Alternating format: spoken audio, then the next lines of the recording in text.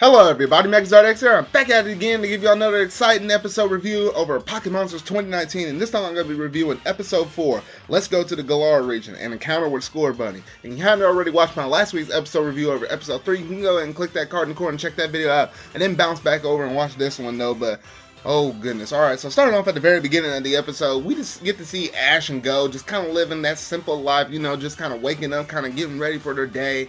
And you know, you just see Ash over here just like scrubbing his teeth with his toothbrush though, and going 90-0 at it. I'm like, what the heck is going on here? And then, you know, Go is over here like, you know, like many of us, like as the viewers, it's like, man, why the heck are you just brushing your teeth crazy like that? You're just gonna go dizzy, man. And you know, Ash is like, hey, come on, Pikachu. And then Pikachu started mirroring him, because we know these two go hand in hand. They basically almost mirror each other throughout a lot of different points throughout the episode though. And just in general, overall though. And then, you know, this dude gets dizzy over here and goes, it's like, oh, that's kind of typical. And then we get to see them eating breakfast and stuff, just kind of chilling out and about. And it was kind of weird and funny just to see Mr. Mind, you know, trying to play the mind tricks and whatnot though. And I have a feeling, or a gut check feeling, at least every time they start off here at their home base, we're gonna get like some kind of Mr. Mind kind of some mind trickery or whatever though. I just kind of feel like that's just gonna be the normal thing or whatever though. But we see this Mr. Mind try to like make a plate or whatever though, and then pour some juice, and then he sits the cup down for Go, and goes like, oh, thank you, and takes the invisible cup and about to drink it. And I don't know, there was just something about that was just pretty funny. I was like, oh gosh, alrighty. So expect some kind of stuff like that though.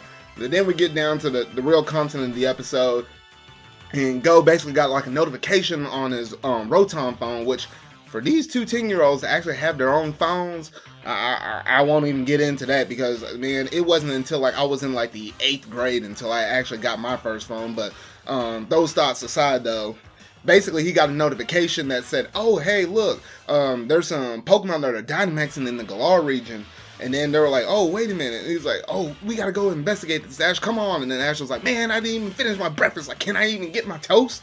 But nah, he dragged them all the way over. And then they started talking to Professor Sakurai guy. And they were saying, hey, you know what? Hey, can we go ahead and explore this? Because, you know, this is very interesting to kind of basically see Pokemon Dynamaxing like that. And it's like, it was something that, you know, isn't really usual. And then, you know, the professor was pretty much saying, yeah, you know what? Yeah, that is a typical thing for Pokemon to undergo over there in the Galar region. And for all of us, this is going to be our first time actually seeing the Galar region, you know, actually in action in terms of the anime, because we've been in Kanto all this time. So it's going to be nice and cool to be able to see, you know, what Galar looks like in terms of the anime point perspective though. So anyway, we get both the boys, and they're flying out on a plane, and then they're approaching into the Galar region. You know, Ash always sticking his head through the window, you know, with a brand new region, just looking out and seeing, you know, how it looks and stuff. And then they're basically brought in on a train. So basically, they're kind of being brought into the Galar region on one of those train stations that we know throughout the game. And it's actually that train station that's a little bit before, somewhat moderately close to where you actually begin the game off in Sword and Shield. They're basically coming into that train station, the one that will essentially kind of get you close to the wild area. And essentially, you know, they're going to the wild area where they're going to see, hopefully, where they're seeing these Dynamaxing Pokemon at. However, the issue is, the train that will lead out to the wild area doesn't leave until like 3 hours from now. They're like, what? Is there any other way how we can get out there? And they're like, and he's basically like, nope. But you can wait for a bus, but the bus is going to take 6 hours. And they're like, ah, shoot. And they're like, well, what are we going to do? And it's like, well, actually, like, you know what? And, you know, while we're waiting on things, you know what we can always do? Get some food. And, you know, leave it to Ash to talk about food like that. So he's like, hey, come on, let's just follow my nose and let's see whatever, what smells good out on the street. And then they get to like one of those shop areas that's off the street, and they're actually selling some scones. And, you know, Ash was just kind of like, oh man, this stuff smells good. Man, this is what we got to get. And goes, oh, alrighty, let's go ahead and get it. And while they were eating this is when they actually managed to run into Scorbunny. And at first, whenever Go tried to scan this Scorbunny, for some oddball reason, he couldn't quite scan him because he was basically covered in like dirt or whatever. So that basically threw off the Pokedex entry. But it wasn't just Scorbunny, it was Scorbunny along with Nickit. So there was like 3 of them. And essentially, Scorbunny was basically the leader of these other 3 Pokemon. And essentially, he was trying to kind of catch them off guard. He was kicking some rocks, trying to get, Ash and Go kind of riled up, more so Ash. And while all of this was going down, the 3 Nickit Pokemon were basically taking Ash's backpack, and they basically took off. And then Ash was like, "What the heck, man? Y'all gotta get that back." And then Go's like, "Hey, you got your tickets on there to go to the wild area." And we're like, "Oh shoot, here we go again." And then they basically sprinting after these Pokemon, and they're running up and down these alleys left and right. And then you see Scorbunny over here, and he's trying to act as another decoy again, while the Nickit were basically running off the other direction. And then Ash and Go basically have to split in 2 whenever the roads kind of fork.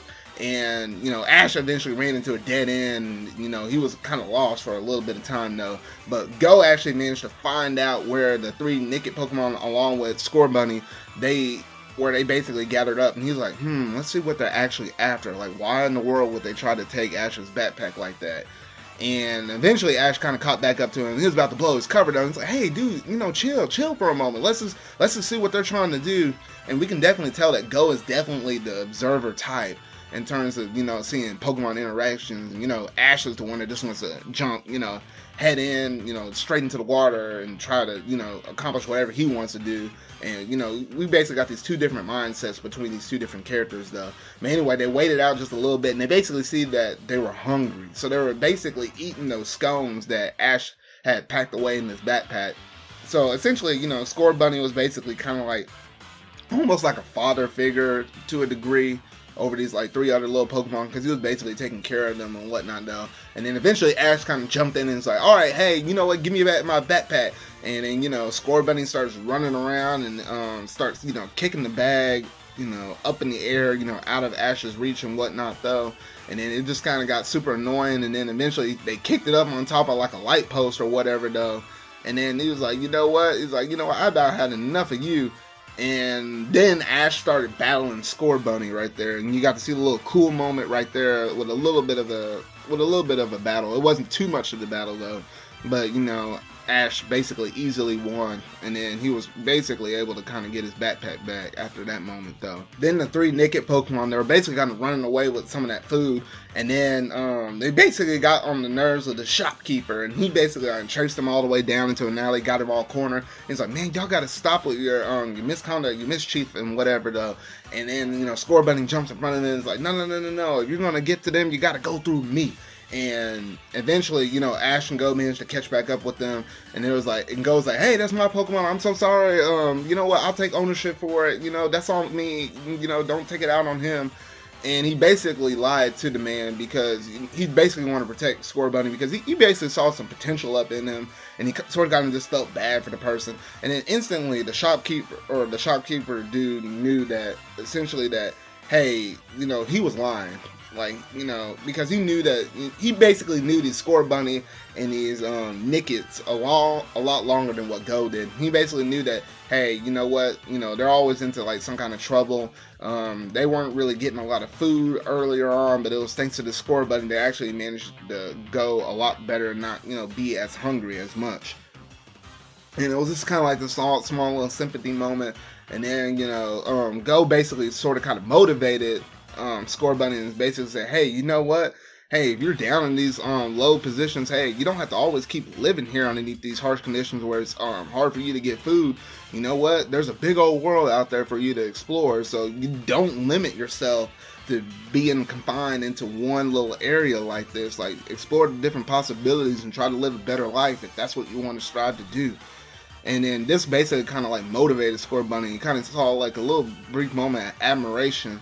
And and then Ash will say something smart or whatever though, and whenever he mentioned, "Hey, your foot is basically a good luck charm," Go mentioned, and then Ash like, "Hey, don't mention that or he'll kick you." And he didn't kick Go, but he kicked Ash. And it was kind of funny to see Scorbunny actually kick Ash a lot of different moments.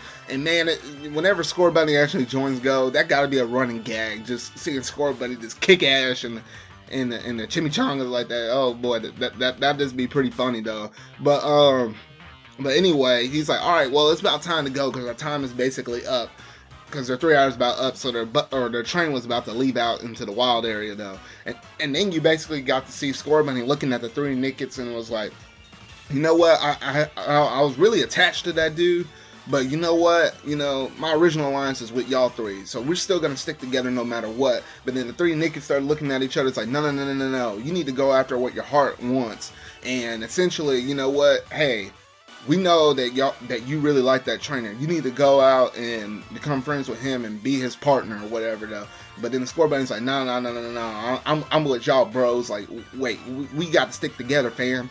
And then three niggas were like, and they lifted Scorbunny up on their tails and basically sprinted right behind them, and they just took Scorbunny off. And then eventually they caught up to the train where Ash and Go were basically about to get up in, and then the three niggas threw Scorbunny up on, and it was kind of cool just to kind of see the three just kind of wave goodbye. And they did their they essentially did like a little act of kicking the can around, similar to how Scorbunny kicks a little rock around as like a soccer ball or whatever, though.